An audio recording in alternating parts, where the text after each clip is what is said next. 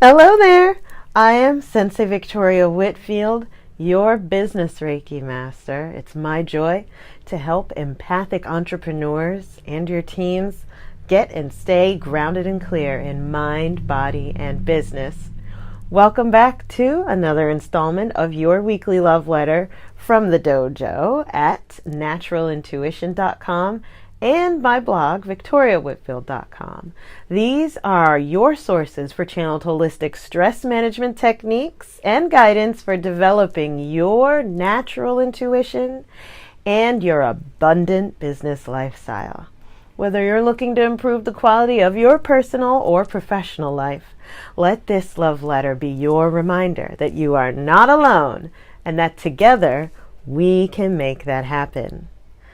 So this is week 3 of 4 in our exploration of restoring lost faith.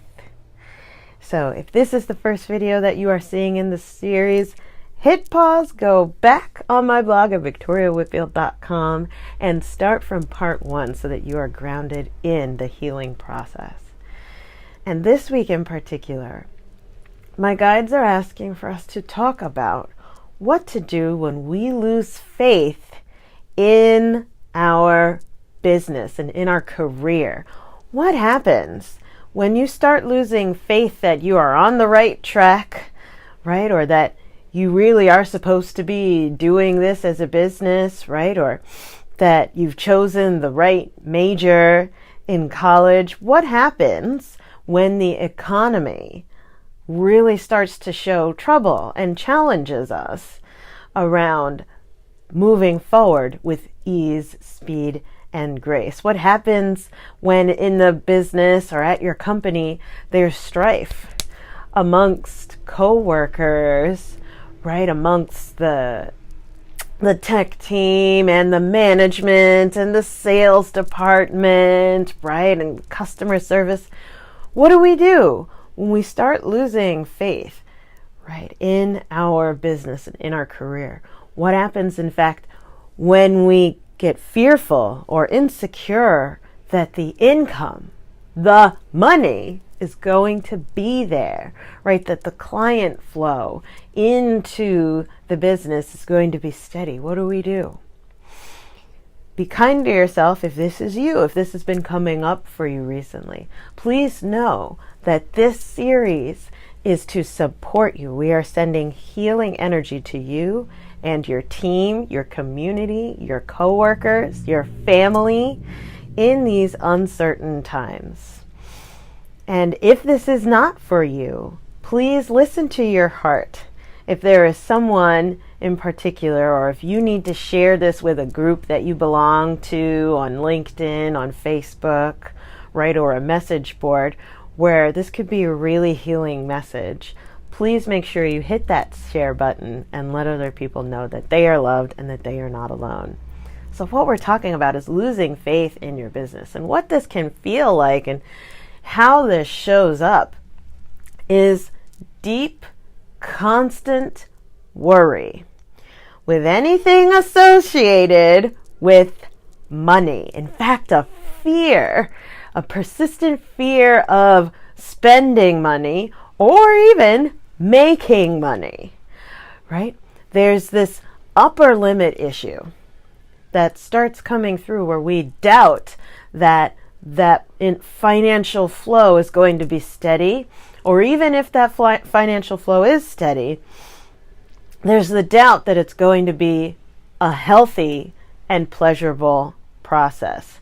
So this doubt we bring into our minds and into our bodies because, like we discussed last week, it's a form of self-motivation and self-protection. This is the imbalanced way that we learned how to move things forward. Perhaps your bosses early on or your role models early on taught you that you got to work hard, trust no one, right? Make sure that you're prepared for the worst scenario always, right? Or assume that nobody's doing anything and assume that there's always something, so you better be on the lookout. there's this persistent, negative, pessimistic, fearful mindset that is especially prevalent in business, right, in professional settings and around money. And if only just for now, as we say in Reiki, if only just for today, we are saying no more. Repeat after me. No more. No more. One more time so that they really hear it. No more. Okay? We are releasing the paranoid professional mindset. That's a writer downer, right? That'll be the tweetable of the week. Thanks, team, by the way, for all your support. But we are releasing the paranoid professional mindset because it's unhealthy and it fosters a constant drain of faith. If you watched our last video, we talked about the oil lamp, making sure that we are refilling the oil lamp. So what do?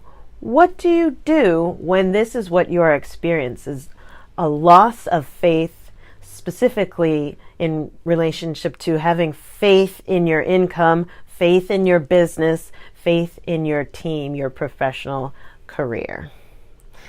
This week in particular, my guides have offered the idea of opening, the intuitive art of being and activating opening, right? So when I'm talking about opening, I'm not saying open a new business. No. But instead, opening of your heart, opening of your mind. So when we are in business, when we are in a professional setting, oftentimes to artificially manufacture stability and certainty in times of high instability and high uncertainty, we will close down, nose to the grindstone, so it is said, right? Or really hone in and say, we're not going to focus on anything else, nothing new, tried and true only. And sometimes that can work, right? Focusing on nothing new, tried and true only. But when we get to a certain point of doing nothing new, tried and true only, that is exhausting, draining, and stagnating. And stagnation is not good. In fact, money hates stagnation. Business, commerce is a flow. It is an energetic current. Money likes to move, right? And be transferred, sent and received abundantly. It's like water. It is not good to be stagnant, right? In the professional setting. So how do we move from being stuck in stagnancy? The answer this week in particular is opening the heart and opening the mind. And how do we do that? When we're opening the mind, that involves strategy, visualization, exposure to things that are bigger or different, diverse, divergent, being open to multiple voices, right? Being open to hearing multiple sides of the story, right? Being open to receiving leadership, not just from the top, but from the entire chain of the company, right? Being open to receiving feedback from our TAs, right? From our assistants, from our personal assistants, from our executive assistants, from our customers, open to feedback from our family, our dear friends and coworkers, being open to receive more. And that also means opening your heart for the sake of positive vulnerability. Be kind to yourself if that is something that intimidates you. No, it ain't for the faint of heart. But is it worth it? The answer is yes. Categorically yes. When you are open-hearted and really ready to hear the honest truth of, okay, how do you do this? Or, I don't know how to do this, right? Will you teach me? My mind is open. My heart is open. It is so grounding and so loving to receive in that way. I'm hearing the oracle cards calling in the energy. We've been journeying this month with, let me come a little closer, Healing with the Angels by Doreen Virtue, her very first oracle cards deck.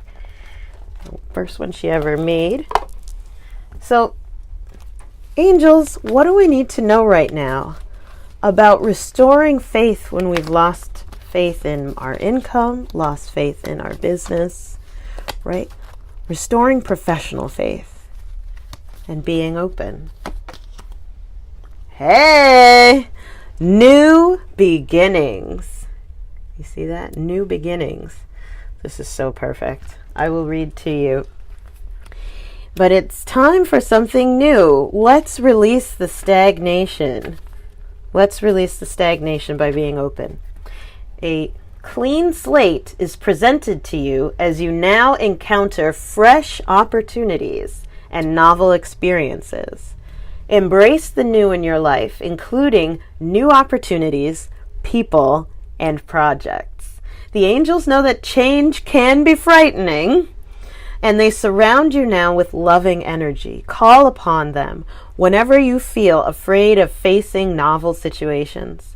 They will boost your confidence and energy so that you can enjoy your new beginnings. Sometimes we cling to old routines because they are familiar. We were just talking about that, right? Tried and true, nothing new. Drawing this card, the angels ask you to be open. You can't make this stuff up. To new approaches to life. Perhaps they will teach you a new way of looking at situations. Or maybe they will call on you to learn a new skill. Whatever the new beginning is for you, allow yourself to be stretched by the fresh circumstances. We learn about ourselves through new experiences. That, come on now. This is so perfect. And so this is where we'll leave off this week. Your positive vulnerability is to be stretched professionally. Open up. Allow the newness in, right? Be open to being inspired by something new. So what comes up for you hearing all that? Comment below or send me an email back at info@victoriawhitfield.com. I want to hear, what are you going to explore or research or listen to or be open to receive in your business? What are you going to open to, maybe for the first time? And make sure you subscribe on YouTube so that you get these love letters first every week. And I will see you in the next one. Mwah.